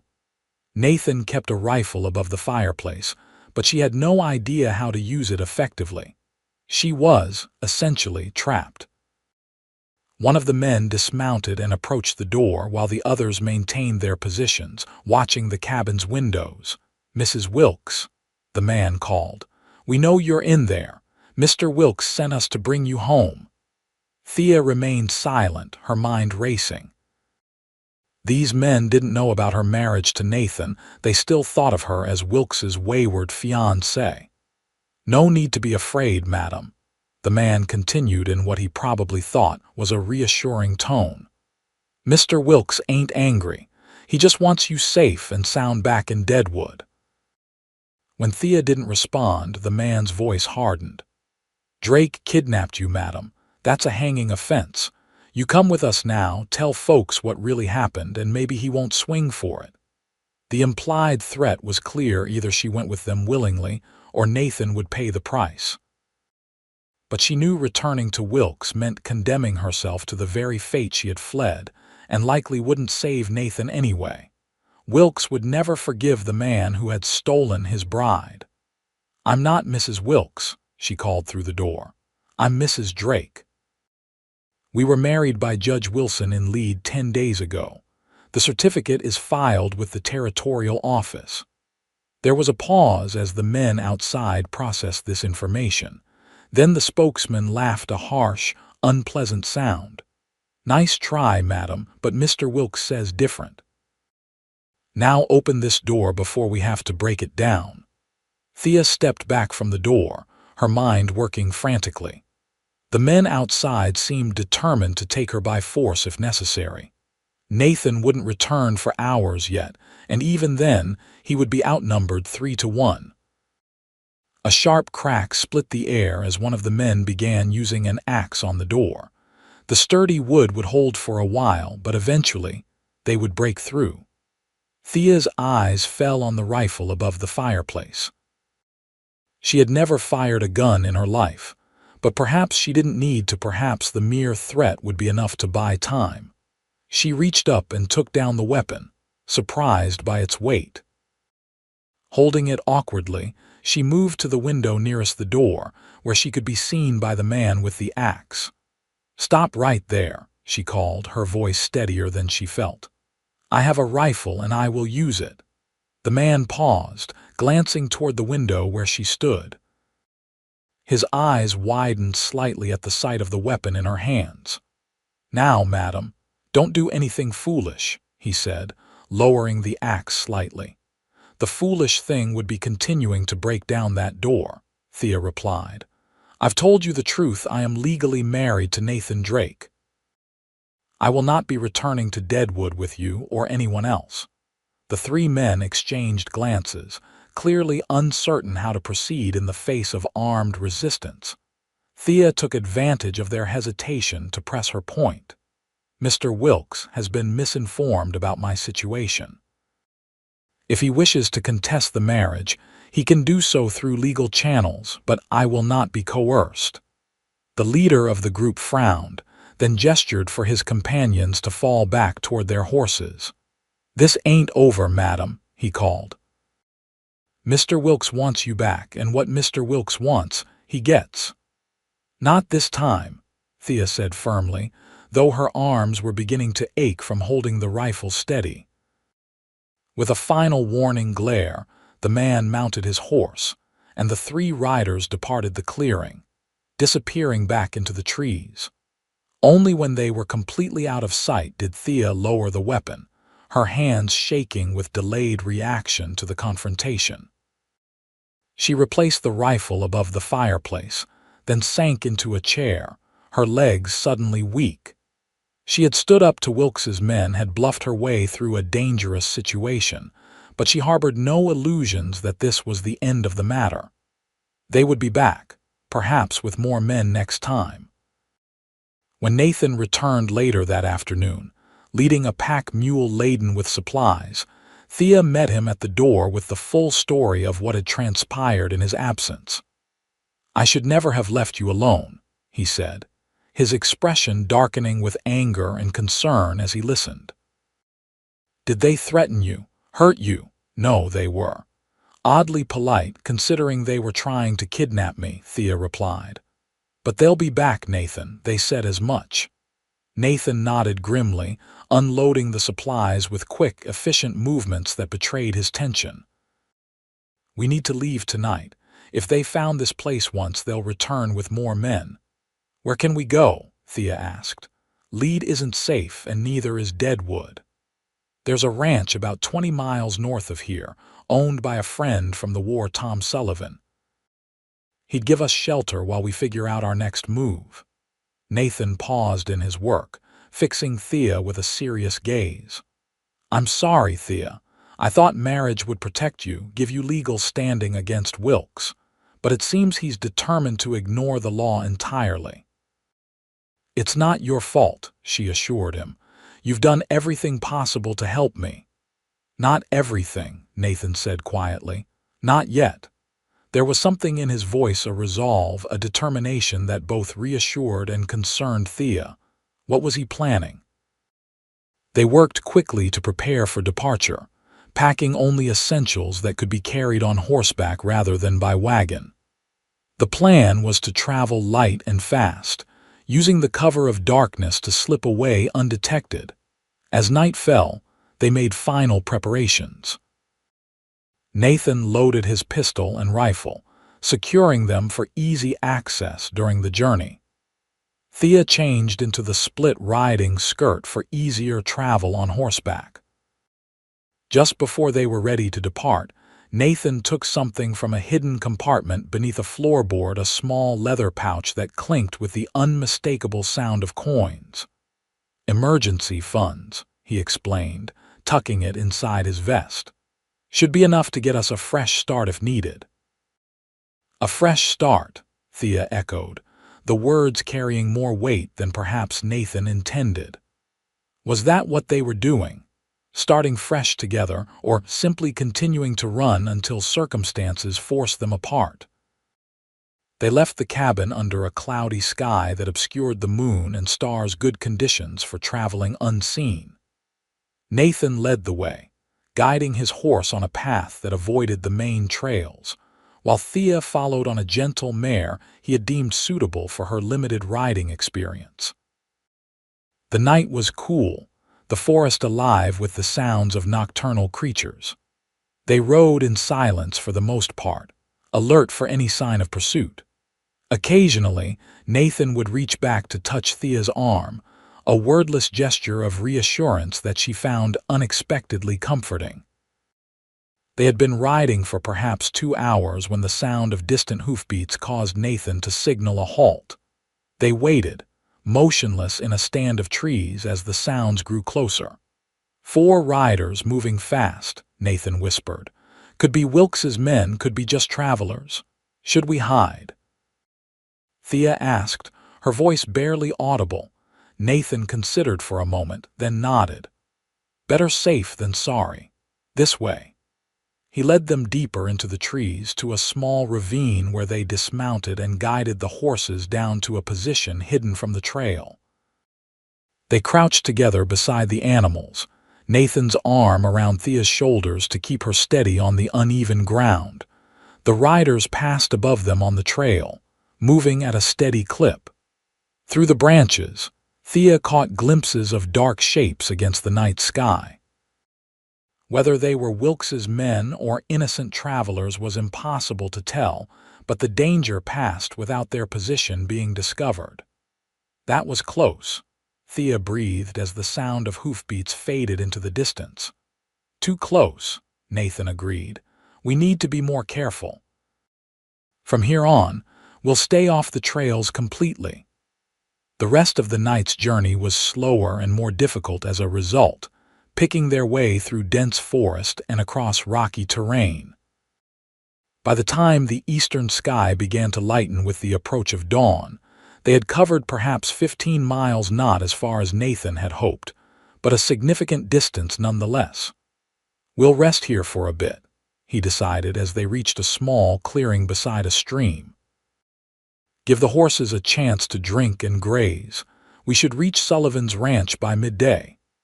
They dismounted, both stiff from the long night in the saddle. Thea's legs trembled as she tried to stand, unaccustomed to so many hours of riding. Nathan caught her elbow, steadying her. "All right?" he asked, concern evident in his face even in the dim light of early dawn. "Just tired," Thea assured him, "and sore in places I didn't know could be sore." That drew a soft chuckle from Nathan. "Riding gets easier with practice. You did well for your first long journey." "Thank you for saying so, though I'm sure I was a hindrance." "Never that," he said with a warmth that sent a pleasant shiver through her despite her exhaustion. They settled beside the stream, drinking the cold, clear water and sharing a simple breakfast of jerky and hardtack from Nathan's saddlebags. As they ate, the sky continued to brighten, revealing their surroundings, a peaceful glade that showed no signs of human presence save their own. How well do you know this friend we're going to? Thea asked, breaking a comfortable silence. Tom. We served together in the 7th Michigan, saved each other's lives more than once. Nathan's eyes took on a distant look, as they often did when he referenced the war. He came out west before I did, established the ranch about 5 years ago. Good man, solid. And he'll take us in just like that, without question, Nathan confirmed. That's the kind of bond we share. Thea nodded, a pang of something like envy touching her heart. What would it be like to have such certainty in another person's loyalty? The only person she had ever trusted so completely had been her father, and he was gone. After a short rest, they continued their journey, now traveling in daylight but still avoiding the main trails. The landscape began to change, the dense forest giving way to more open country rolling hills covered in grass and scattered stands of trees. In the distance, mountains rose against the horizon, their peaks still capped with snow even in summer. Sullivan's ranch is just beyond that ridge, Nathan said, pointing ahead around midday. Another hour and we'll be there. They were crossing an open meadow when the shot rang out. Nathan's horse reared, nearly throwing him while Thea's mare skittered sideways in alarm. Get down!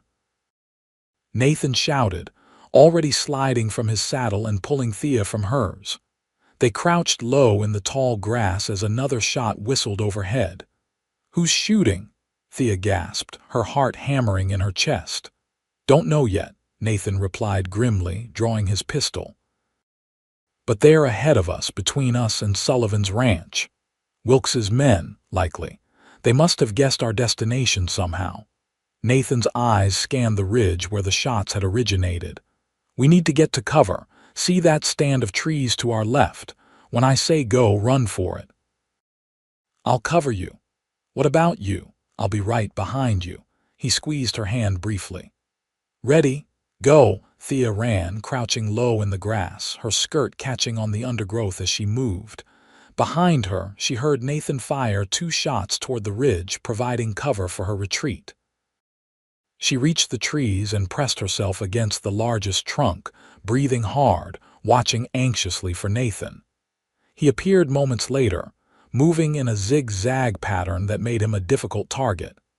Just as he reached the tree line, a shot rang out, and he stumbled, clutching his left arm. Nathan, Thea cried, rushing to him. I'm all right, he grunted, though his face was pale. Just grazed me. Thea could see blood seeping between his fingers where he gripped his upper arm. Let me see, she insisted, helping him deeper into the cover of the trees. The wound was indeed a graze, painful and bleeding freely, but not life-threatening. Thea tore a strip from her petticoat and bound it tightly around Nathan's arm to staunch the flow of blood. Thank you, he said, his eyes meeting hers with an intensity that made her breath catch. You're steady under pressure, Thea Drake. The use of her married name sent an unexpected warmth through her, despite their precarious situation. What now? She asked, glancing toward the ridge where their attackers lurked. We can't go forward, and going back means open ground where we'd be easy targets. Nathan checked his pistol, grimacing as the movement pulled at his wounded arm. We need to circle around, try to reach Sullivan's ranch from a different direction. And the horses? They've bolted, but they'll likely head for the ranch on their own. Sullivan will recognize mine and know something's wrong. The hope that help might be coming was small comfort as they began making their way through the woods, keeping to dense cover as much as possible. Nathan moved more slowly than before, the wound in his arm clearly causing him pain, though he did his best to hide it. They had been traveling for perhaps an hour, working their way around the ridge in a wide arc, when they heard voices ahead. Nathan signaled for Thea to stop, then crept forward to investigate. When he returned, his expression was grim. 3 men making camp in a clearing just ahead. They're between us and Sullivan's ranch, and from their conversation, they're definitely Wilkes's men. Can we go around them? Not easily. The terrain opens up beyond the clearing, we'd be exposed. Nathan sat heavily on a fallen log, fatigue evident in the lines of his face. We'll have to wait until dark and try to slip past them then. The prospect of spending hours hiding in the woods, with Nathan injured and their supplies limited to what they carried in their pockets, was daunting. But Thea saw the sense in his planned daylight movement would be too risky. They found a sheltered spot beneath a rocky overhang, hidden from view by thick underbrush. Nathan insisted Thea take the more comfortable position, leaning against the rock wall while he sat alert at the entrance to their makeshift hideout, his pistol ready. As the afternoon wore on, Thea noticed Nathan growing paler, his movements more stiff. When she checked his wound, she found the makeshift bandage soaked through with blood. "You're still bleeding," she said, worry creeping into her voice. "It's not as bad as it looks," he assured her, though his eyes were unnaturally bright. "Just needs a proper cleaning and bandaging once we reach Sullivan's." Thea wasn't convinced. She knew enough about wounds to recognize the early signs of fever: the flush on his cheeks, the slight tremor in his hands. The graze might not be deep, but infection was a constant danger in field conditions. "You need rest," she insisted. "I'll keep watch for a while." "You don't know how to use the pistol," Nathan objected. "Then teach me," Thea replied firmly. "Quickly, before you're too weak to do so." Something in her tone must have convinced him of her determination, for he nodded and proceeded to give her a brief lesson in handling the weapon: how to check if it was loaded, how to aim, how to fire. "Just point and squeeze the trigger gently," he instructed. "But Thea, promise me you'll use it only as a last resort. If someone approaches, wake me first." "I promise," she said, accepting the weight of the pistol with a solemn nod. Nathan settled back against the rock wall, his injured arm cradled against his chest. Despite his obvious intention to remain alert, exhaustion and blood loss soon took their toll, and his eyes drifted closed. Thea watched him sleep, concern growing as she noticed the sheen of sweat on his forehead despite the cool shade of their hideout. The afternoon crawled by with excruciating slowness. Occasionally, Thea would hear voices or movement from the direction of the clearing where Wilkes's men had made camp, but no one approached their hiding place. As the shadows lengthened with the approach of evening, Nathan stirred, his eyes opening with a clarity that suggested the rest had done him good. "How long was I asleep?" he asked, sitting up straighter. "A few hours," Thea replied, returning his pistol. "No sign of anyone searching for us." Nathan checked the weapon automatically, then tucked it back into his holster. "It'll be dark soon. We should be able to move then." His color was better, Thea noted with relief, though he still moved with a carefulness that suggested pain. The fever hadn't progressed, at least not noticeably, which was a small mercy. As dusk settled over the forest, they prepared to leave their shelter. Nathan insisted on leading the way, despite his injury, guiding them through the growing darkness with an assurance that spoke of years spent navigating these hills. They moved slowly, carefully, each step measured to avoid making noise that might alert the men in the clearing. They had nearly made it past the camp, could see the glow of the campfire through the trees to their right, when disaster struck. Thea's foot caught on an exposed root, sending her stumbling forward with a startled cry before she could catch herself. The noise, though brief, was enough to alert the men in the clearing. "What was that?" a voice called, followed by the sound of movement, men rising, weapons being readied. "Run," Nathan whispered urgently, pushing Thea ahead of him. "Straight ahead, don't stop." They abandoned stealth for speed, crashing through the underbrush as shouts, and then footsteps followed behind them. Thea's heart pounded in her ears as she ran, branches whipping at her face and arms, her skirt tangling around her legs. Nathan stayed close behind her, occasionally glancing back to gauge the pursuit.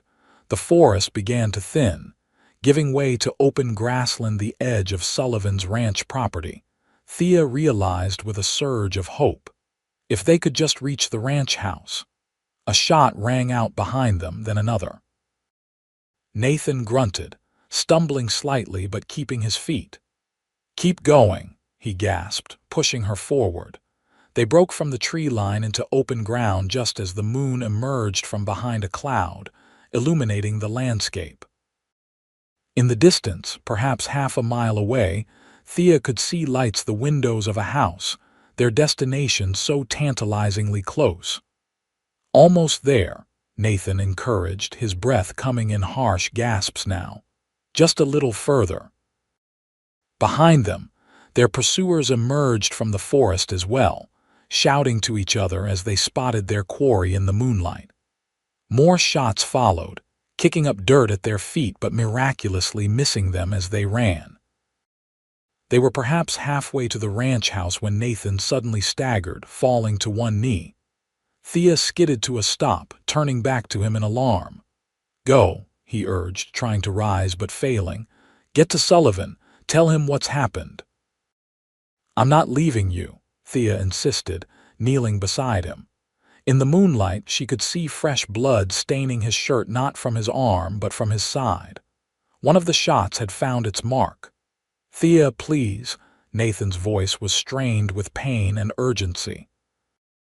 "There's no sense in both of us being caught." "Then we'll be caught together," she replied firmly, helping him to his feet. She wrapped her arm around his waist, supporting as much of his weight as she could. "Lean on me." They moved forward again, much slower now. Nathan's breathing labored as he fought against the pain and weakness of his wounds. Behind them, their pursuers were gaining ground, the sound of their footsteps and voices growing louder with each passing moment. Then, just as Thea was certain they would be overtaken, a new sound reached them, the thunder of approaching hoofbeats, coming not from behind but from ahead. Riders, moving fast toward them from the direction of the ranch. "Sullivan," Nathan gasped, relief evident in his voice. "It has to be." The riders, 4 of them, Thea could now see, reached them moments before Wilkes's men would have. They formed a protective circle around Nathan and Thea, rifles raised toward the approaching threat. "That's far enough," one of the riders called, a big man with a voice that carried authority. "This is Sullivan property. You're trespassing." Wilkes's men slowed, then stopped, clearly reassessing their odds against 4 armed riders. "We're here on Mr. Wilkes's authority," one of them called back. "That woman is his fiancée, kidnapped by Drake here." "That true, Nathan?" The lead rider, Sullivan, Thea assumed asked without taking his eyes off the interlopers. "No," Nathan replied, his voice weak but clear. "Thea is my wife. We were married in Lead 10 days ago. Judge Wilson officiated." Sullivan nodded once. "You heard the man. The lady's his wife, legal and proper. Now you boys have a choice. You can turn around and head back to Deadwood with your hides intact, or you can press this matter and leave my property feet first. Your decision." There was a tense moment as Wilkes's men considered their options.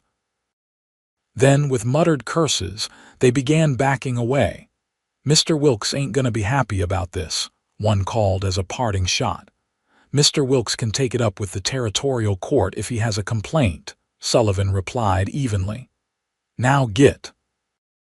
Only when the men had disappeared back into the forest did Sullivan dismount and approach Nathan and Thea. "You look like hell, Drake," he said, but the concern in his voice belied the harsh words. "Let's get you to the house. Mary's got a healing touch with bullet wounds." With Sullivan's help, Nathan was lifted onto one of the horses. Another rider dismounted to offer his horse to Thea, choosing to walk the short distance back to the ranch house. As they set off, Nathan reached out to grasp Thea's hand briefly. "Told you we'd make it," he said with a weak smile. "Yes, you did," she replied, blinking back tears of relief and fear. "Now let's get you patched up so I can properly scold you for being shot twice in one day." His chuckle, though pained, was the sweetest sound Thea had heard all day. The Sullivan Ranch house was a substantial structure, 2 stories of solid timber construction, with a wide porch wrapping around 3 sides. Light spilled from every window as they approached, suggesting the household had been alerted to expect company. A woman appeared at the door as they rode into the yard, tall and capable-looking, with graying hair pulled back in a no-nonsense bun. This, Thea surmised, was Mary Sullivan, Tom's wife. Her businesslike demeanor shifted to concern as she saw Nathan's condition. "Bring him straight to the guest room," she directed, already rolling up her sleeves. "Janie, fetch my medicine box and plenty of hot water." A young girl of perhaps 16, the Sullivan's daughter, presumably hurried to obey, while Tom and another man helped Nathan from his horse and into the house. Thea followed closely, unwilling to let Nathan out of her sight after all they had been through. The guest room was simple but comfortable, with a large bed that seemed to dwarf Nathan as he was laid upon it. Mary Sullivan immediately began cutting away his bloodied shirt to expose the wounds beneath. "Bullet went clean through the side," she announced after a brief examination. "Painful, and he's lost blood, but it didn't hit anything vital by the grace of God. The arm's just a graze, though it needs proper cleaning." She glanced up at Thea. "You his wife?" Thea nodded, finding her voice. "Yes, Theodora Drake." Mary's eyes softened slightly. "Well, Mrs. Drake, if you've got a strong stomach, I could use your help. If not, there's coffee in the kitchen." "I'll help," Thea said firmly, rolling up her own sleeves. For the next hour, Thea assisted Mary in cleaning, disinfecting, and bandaging Nathan's wounds. The bullet wound in his side was indeed a clean through and through, as Mary had said, but it required careful cleaning to prevent infection. The graze on his arm was less serious, but still needed attention. Throughout the process, Nathan drifted in and out of consciousness, sometimes gripping Thea's hand so tightly during the most painful moments that she feared her fingers might break. When they had finished, Nathan lay pale but resting comfortably, a light sheet drawn over his bandaged torso. Mary wiped her hands on a clean towel, nodding with satisfaction at their work. "He'll be weak for a while from the blood loss, but he should heal well enough with proper care and rest," she told Thea. "Your husband's a strong man. Your husband." The word still sent a flutter through Thea's chest, though they had been legally married for over a week now. She looked down at Nathan's sleeping face, struck by how vulnerable he seemed in repose, the usual alertness and strength temporarily absent. "Come," Mary said gently, touching Thea's shoulder. "You need food and rest yourself. He'll sleep for a while now with the laudanum I gave him." Reluctantly, Thea followed Mary to the kitchen, where a simple but hearty meal awaited: beef stew, fresh bread, and strong coffee. Tom Sullivan sat at the head of the table, his weathered face grave as he listened to Thea recount the full story of her near marriage to Wilkes, her escape with Nathan, their hasty wedding in Lead, and the subsequent pursuit that had led them to the Sullivan Ranch. "Bartholomew Wilkes," Tom said when she had finished. "I've had dealings with him. Not a man who takes defeat gracefully, as you've discovered." "Will he continue to pursue us?" Thea asked, the fear that had been momentarily forgotten during the crisis of Nathan's injury returning in full force. "Hard to say," Tom replied thoughtfully. "His men saw you were protected here. They know I'm not a man to be trifled with, but Wilkes himself." He shrugged. "A man with his resources and temperament might not be so easily discouraged. What can we do?" "For now, you're safe here," Mary assured her, refilling Thea's coffee cup. "No one crosses onto Sullivan land without Tom knowing about it. Nathan can recover his strength and you can catch your breath after that." She exchanged a glance with her husband. Well, one problem at a time. Despite her exhaustion, Thea found it difficult to leave Nathan's side that night. She sat in a chair beside his bed, watching the rise and fall of his chest, listening to his breathing for any sign of distress. The events of the past days, the confrontation at the cabin, the night ride through the forest, the desperate flight across the meadow played through her mind in an endless loop. She must have dozed off eventually, for she woke with a start to find pale morning light filtering through the curtains and Nathan's blue eyes open, watching her. "You shouldn't sleep in a chair," he said, his voice rough but stronger than she had expected. "Bad for your back." "You shouldn't get shot," she countered, moving to sit on the edge of the bed. "Bad for everything." That brought a weak smile to his face. "Fair point." He tried to shift position and winced. "How bad is it, Mrs.? "Sullivan says you were lucky the bullet went through clean, didn't hit anything vital." Thea poured a glass of water from the pitcher on the bedside table and helped him drink. "But you've lost blood and you need rest." Nathan nodded, settling back against the pillows. "Sullivan's men." "Did they drive off Wilkes's men?" "Yes, they're gone. For now, at least." Thea hesitated, then asked the question that had been nagging at her. "Nathan, what happens next? We can't impose on the Sullivans indefinitely, and Wilkes seems determined to." She trailed off, unsure how to articulate the threat that still hung over them. "We'll figure it out," Nathan assured her, reaching for her hand. His grip was weaker than usual but still warm and reassuring. Together, together. Such a simple word, yet it carried so much meaning in that moment. Thea squeezed his hand gently, a silent acknowledgement of the promise in that single word. The next few days fell into a quiet rhythm at the Sullivan Ranch. Nathan's recovery progressed well under Mary Sullivan's capable care and Thea's constant attention. By the third day, he was able to sit up in bed for short periods. By the fifth, he insisted on moving to a chair by the window for part of the day. Thea found herself welcomed into the household routines. She helped Mary with cooking and mending, learned about ranch operations from Tom, and even assisted young Janie with her studies. The girl was bright and eager to learn from someone with Thea's education. In the evenings, they would gather in the main room after supper. Tom would tell stories of the war, of his and Nathan's shared experiences, tales that revealed a side of Nathan that Thea was only beginning to understand.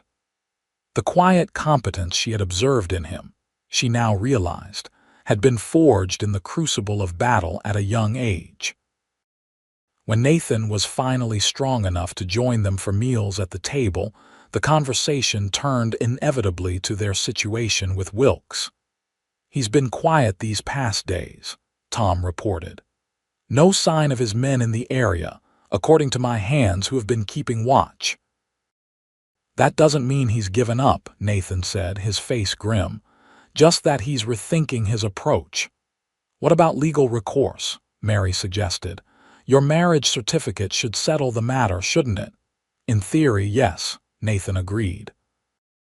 "But Wilkes has influence with many of the territorial officials, and even if the law is on our side, he could make life difficult in other ways." "Perhaps we should leave the territory entirely," Thea said quietly.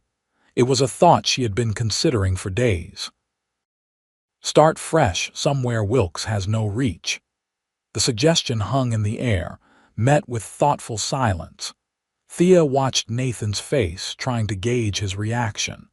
Was he willing to abandon the business he had built, the life he had established in Dakota Territory, for her sake? "Where would you want to go?" he asked finally, his eyes meeting hers with an intensity that made her breath catch.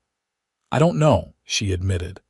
"Denver, perhaps, or San Francisco, somewhere with opportunities." Nathan nodded slowly. "Denver's growing fast, good place for a freight business." "But Thea," he hesitated, "is that what you want, To continue our arrangement in a new place. The question caught her off guard, though perhaps it shouldn't have. Their marriage had begun as a practical solution to an immediate problem.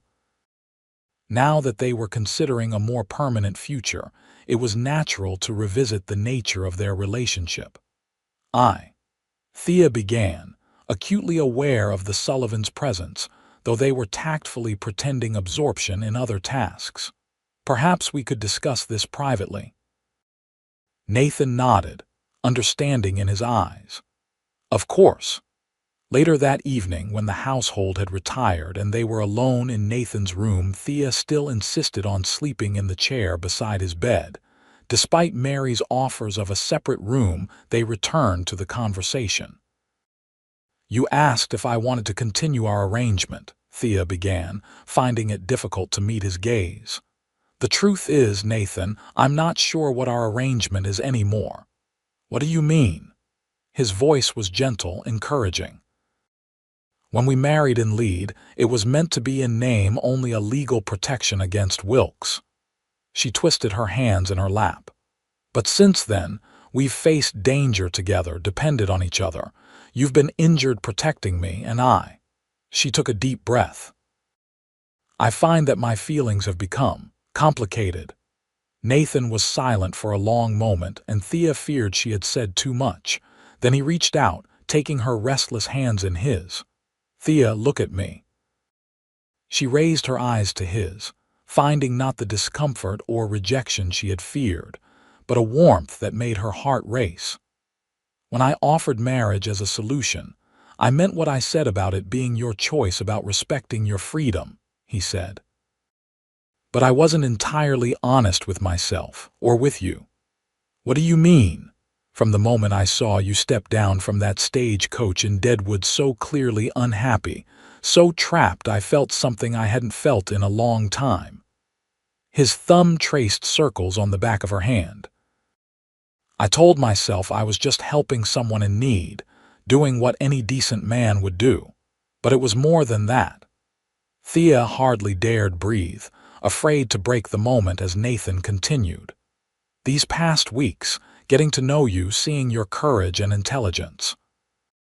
My feelings have become complicated too. A smile touched his lips at the echo of her words. If you wanted to dissolve our marriage when this is over, I would respect that. But if you were willing to see if we could build something real from this beginning, I would like that, Thea said softly, her heart so full she could barely speak. Very much. The look that passed between them then was more intimate than any physical touch. Something was shifting, transforming their marriage of convenience, evolving into something deeper, truer.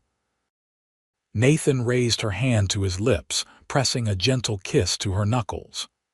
Then wherever we go next, we go as true partners. Husband and wife in more than just name. Partners, Thea agreed, liking the sound of the word and all it implied. The next morning brought an unexpected development.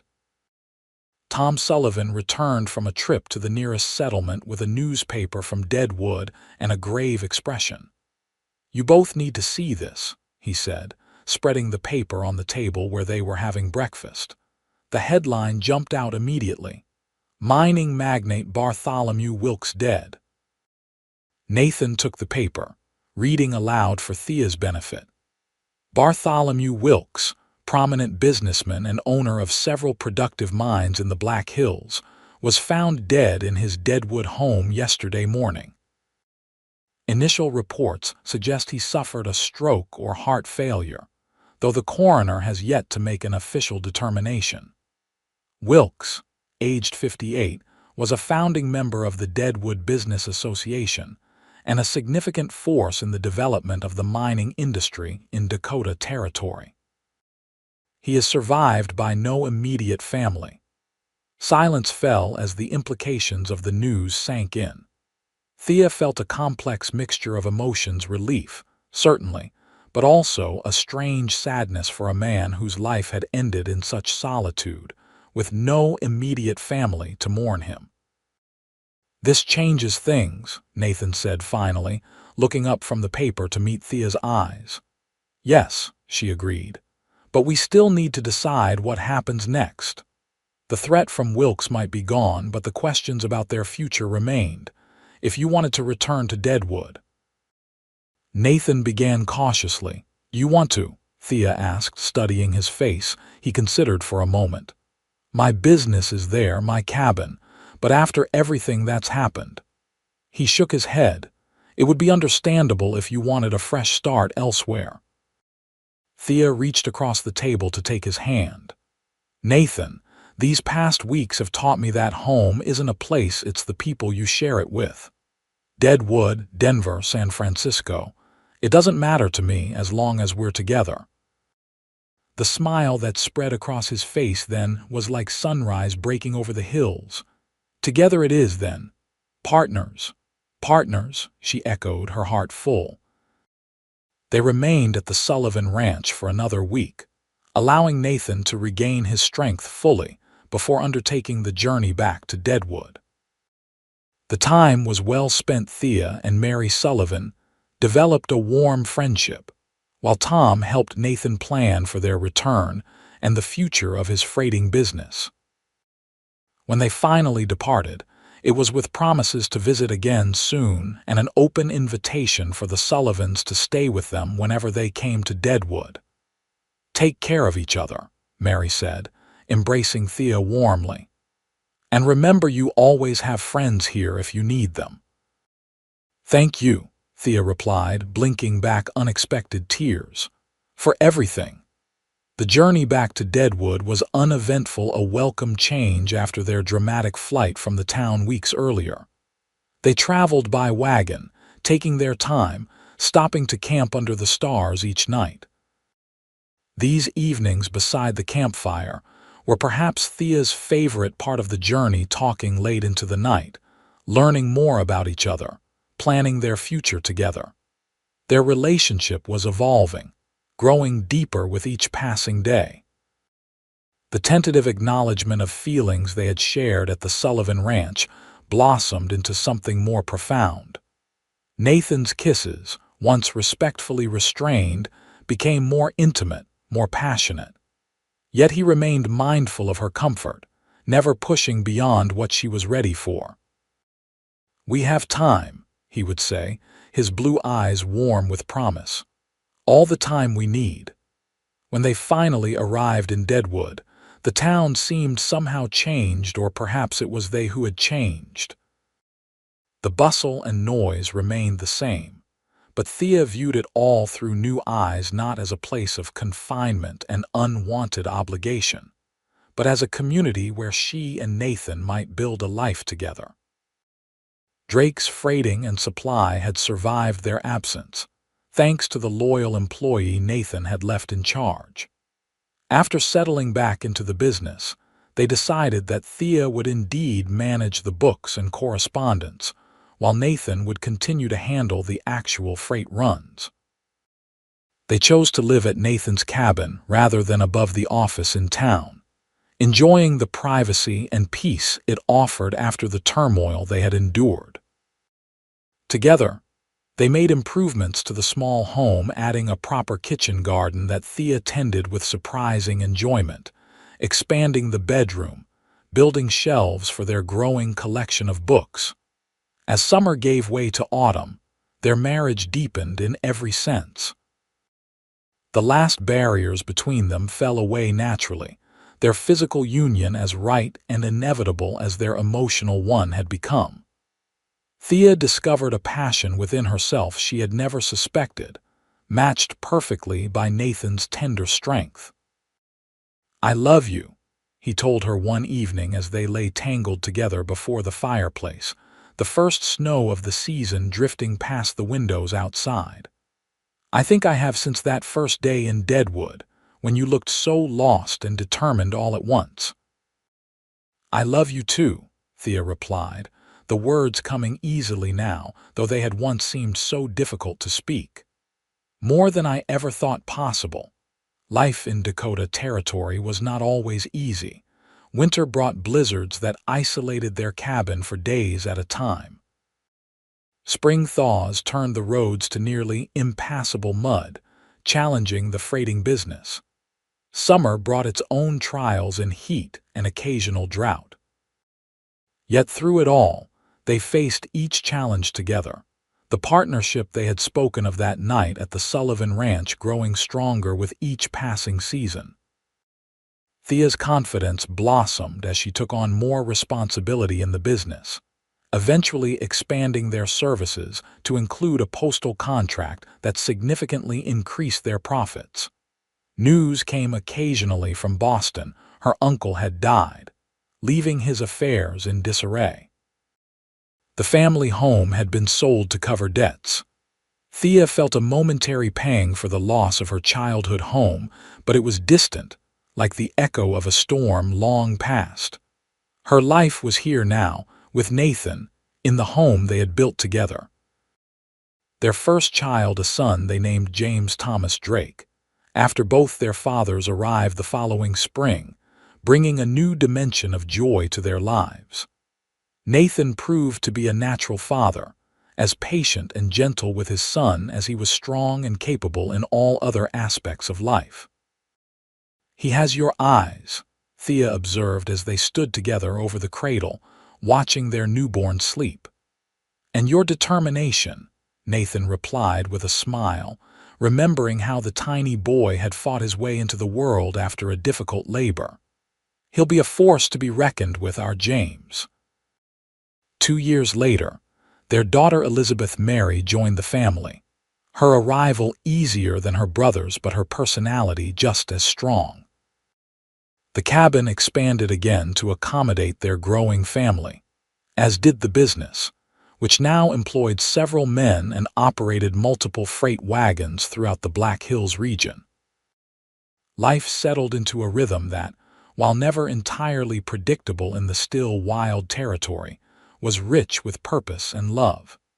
They maintained their friendship with the Sullivans, visiting back and forth several times a year.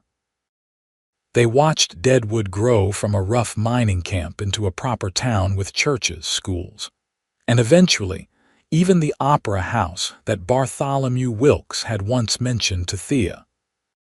Sometimes, on quiet evenings when the children were asleep and they sat together on the porch of their now substantial home, Thea would marvel at the journey that had brought them to this point. "You ever think about how differently things might have turned out?" she asked Nathan once as they watched a summer thunderstorm roll across the hills. "If I had married Wilkes as planned, if you hadn't stopped to return my glove that day." Nathan considered the question, his arm tightening around her shoulders. "I try not to dwell on might-have-beens," he said finally, "but I do thank God every day for whatever twist of fate put you in my path." "As do I," Thea replied, leaning her head against his shoulder. "As do I." Their story became something of a legend in Deadwood over the years, how Nathan Drake had rescued Theodora Adams from an unwanted marriage, how they had fled through the Black Hills with Wilkes's men in pursuit, how they had built one of the most successful businesses in the territory from humble beginnings. Some versions embellished the dangers they had faced. Others romanticized their relationship from the start. But the truth, as they knew it, was more powerful than any frontier tale, a story of choice and chance, of a marriage begun as convenience that blossomed into the deepest love either could have imagined. And if sometimes, when introducing his wife to new acquaintances, Nathan would say with a twinkle in his still bright blue eyes, "This is Thea, who once didn't look happy about being sent to marry a much older man," only she understood the full weight of those simple words, how they had changed the course of both their lives that summer day in 1876, when a cowboy had noticed a woman's unhappiness and offered her a choice. In the end, that was what their story was truly about, not dramatic escapes or frontier dangers, but the power of choosing love day after day, year after year, through all the seasons of a life shared fully and completely. From a marriage of convenience had grown a union of souls, stronger and more enduring than either could have dreamed possible, when they had exchanged those first tentative vows in a small room at the Miners' Rest in Lead. And that, Thea reflected as she watched her husband teaching their son to ride in the meadow below their home, their daughter toddling after them with determined steps, was the greatest adventure of all.